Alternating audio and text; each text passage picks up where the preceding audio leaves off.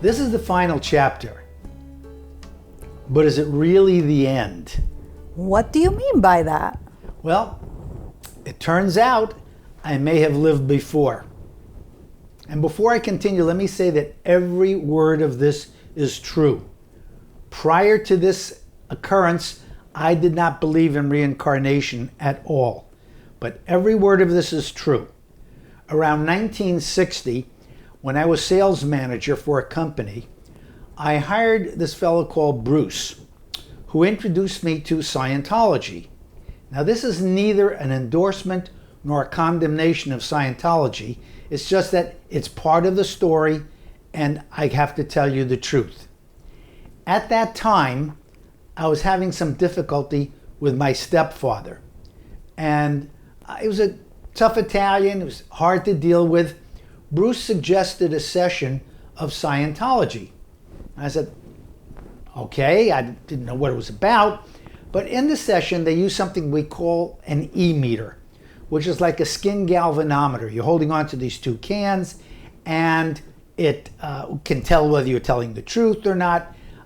And so we're doing this thing, and in this procedure, the fellow I'm working with would say to me, well, recall a time that you faced somebody who was angry.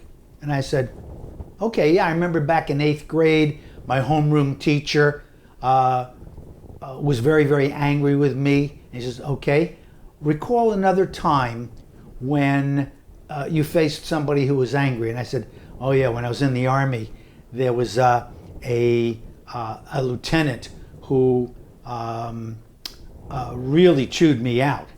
And then he said, wait a minute, what is that you just looked at in your mind? And I said, I don't know. He says, no, go back. You just saw something in your mind. What was that? I don't know. He says, no, what was it? Focus on that. And I said, well, so I was looking at an old town with dirt streets, 2-story buildings on both sides. There was one 2-story building on the back.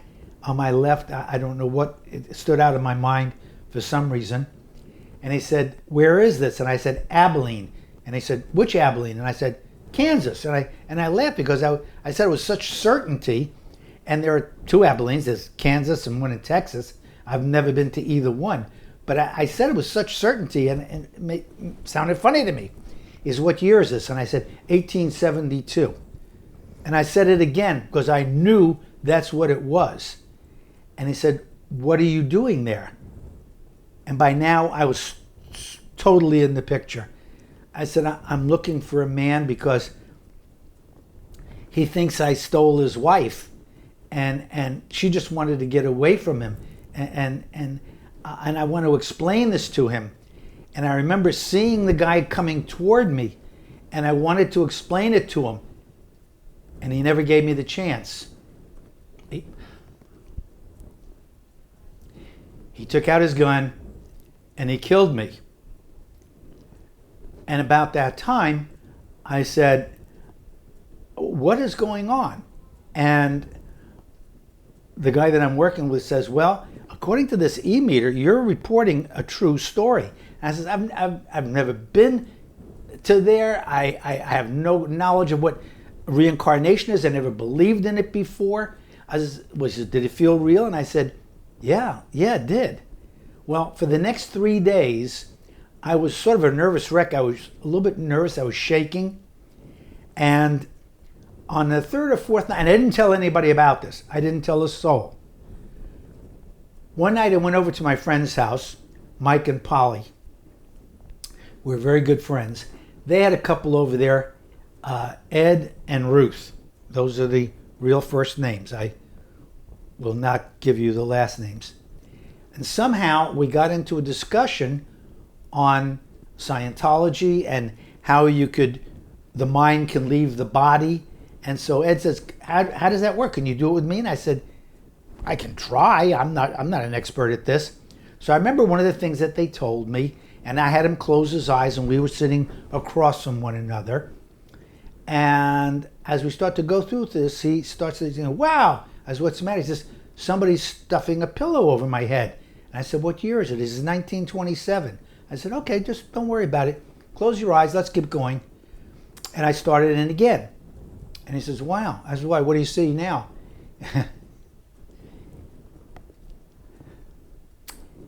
He says, I'm looking at this old town. There's dirt streets.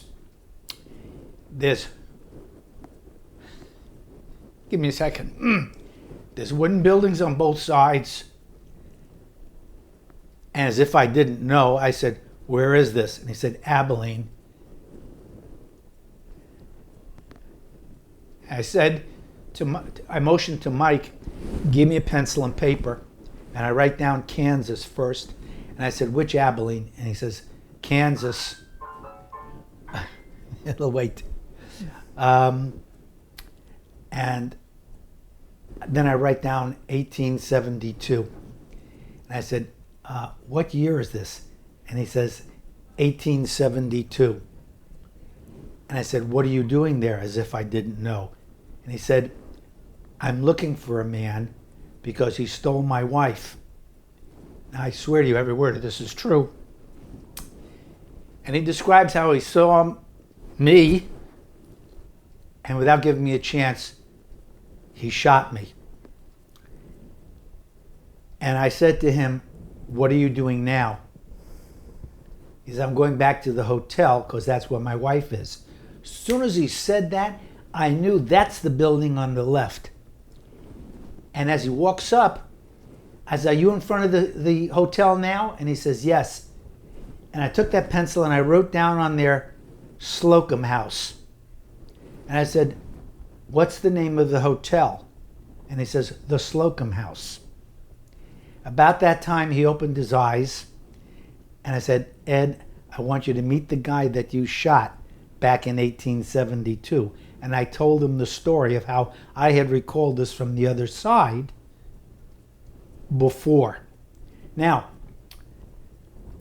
the interesting thing is, if we had picked a name of a hotel like the Ritz or the Plaza, but Slocum House? I wrote to the library in Abilene, and sure enough, there was a Slocum House in Abilene in 1872. Wow, that's some ending for your story. Well, that's not quite the end.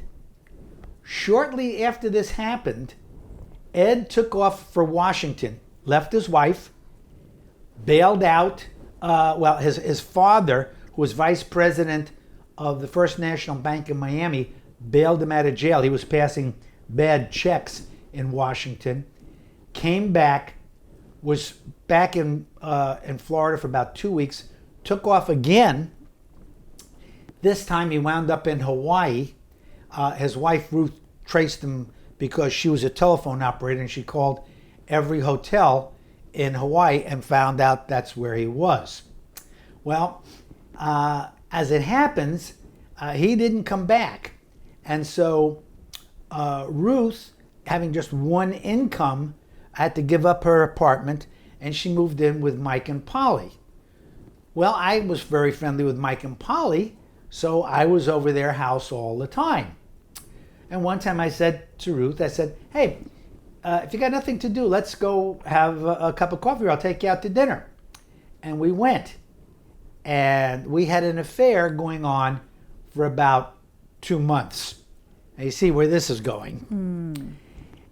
Eastern religions talk about karma and reliving the same thing lifetime after lifetime until you finally get it right.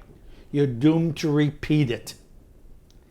And so I said to Ruth one day, Ruth, we've had a great time together, but you know what happened to me back in 1872, and I'm not going to let it happen again, particularly since I know the mental state of your husband. And we broke up. Now, about that time, I actually had a Colt Frontier Scout, which is a replica of the gun back in 1872. And so I don't know whether I was preparing myself for him to return, but I went out in the woods and I was practicing my fast draw with this Colt Frontier Scout and shot myself in the foot. So I guess he did get his revenge after all. And that's the end? Actually, this story has no ending. If reincarnation is true, I wonder what my next life is going to be. I hope it's as exciting and fulfilling as this one. And thank you for watching. Maybe I'll see you again a long time from now in the future.